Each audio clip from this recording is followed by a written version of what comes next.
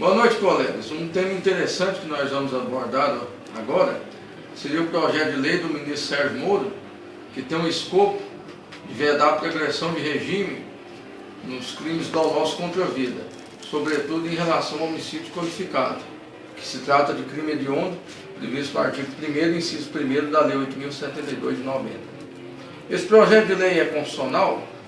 Boa pergunta. O que os senhores responderiam?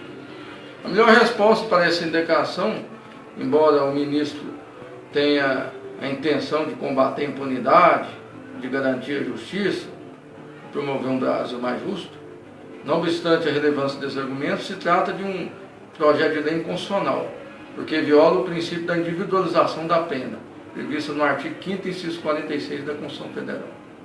Para sabermos o que é esse princípio, precisamos primeiramente saber as finalidades da pena. A teoria retributiva entende que a pena só serve para retribuir o mal causado pelo crime. Por outro lado, a teoria da prevenção geral positiva sustenta que a pena serve apenas para reafirmar o ordenamento jurídico que foi violado pela prática criminosa. Ou seja, trata-se de teoria que encontra fundamento na teoria do contrato social de Thomas Hobbes e também na teoria funcionalista do delito radical, defendida por Günter Jacobs, penalista alemão, que sustenta que a pena serve apenas para reafirmar o ordenamento jurídico que foi violado. Por outro lado, temos a teoria da prevenção geral negativa, que entende que a pena só tem caráter intimidatório, ou seja, serve para intimidar os demais membros da sociedade a não cometerem crimes. Por outro lado, temos a teoria da prevenção especial positiva, que entende que a pena serve para ressocializar o sentenciado. Por outro lado, a teoria da prevenção especial negativa entende que a pena serve para evitar a reincidência. Então, segundo essa teoria, o princípio da individualização da pena ele serviria não só para evitar a reiteração delitiva, ou seja, a reincidência, mas também para a própria ressocialização do sentenciado.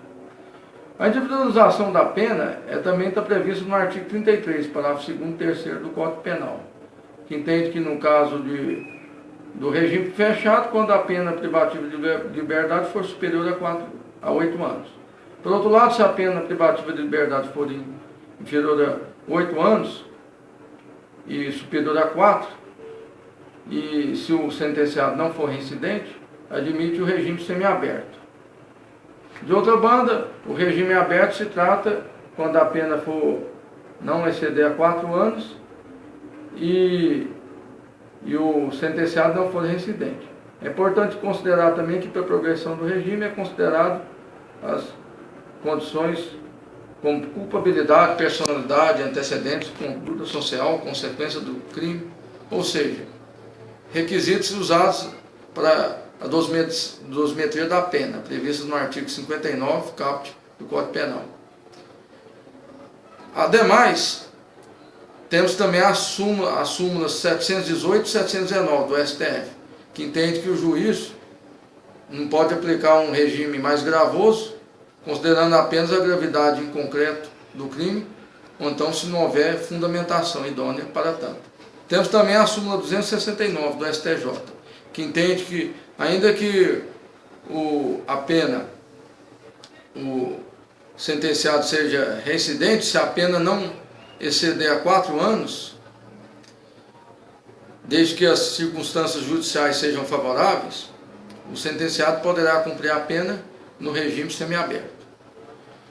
Outro sim, senhores, a própria Suprema Corte considerou que antes o artigo 2º, parágrafo 1º da Lei dos Crimes Hediondos, a Lei 8.072, entendia que, no caso de crime hediondo, a pena deveria ser cumprida totalmente em regime fechado. O STF entendeu que esse dispositivo ele violou o princípio da individualização da pena, uma vez que o sentenciado merece a progressão do regime.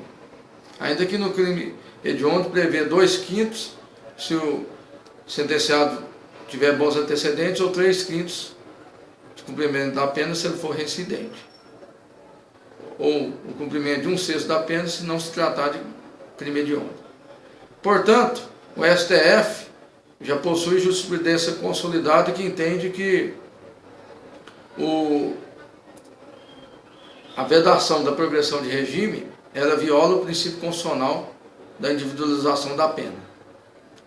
Destarte, o projeto de lei do ministro Sérgio Moro, ele pode ser atacado por mandado de segurança, a ser impetrado por um deputado federal ou senador. Uma vez que se trata de projeto de lei que viola cláusula pétrea, prevista no artigo 60, parágrafo 4º, inciso 4º do Código Penal. Haja vista que o princípio da individualização da pena, se trata de direito individual, cláusula pétrea, que não pode ser alterado ou estipado, sequer por emenda constitucional. Portanto, o STF entende que, neste caso, admite o próprio controle preventivo de constitucionalidade. Ou seja, o parlamentar federal ele pode ajuizar um mandado de segurança perante a Suprema Corte para tentar barrar a tramitação desse projeto de lei por violar cláusula pétrea, prevista no artigo 60, parágrafo 4º, inciso 4º da Constituição Federal. Eram essas considerações que eu tinha a fazer aos senhores. Muito obrigado pela atenção. Boa noite.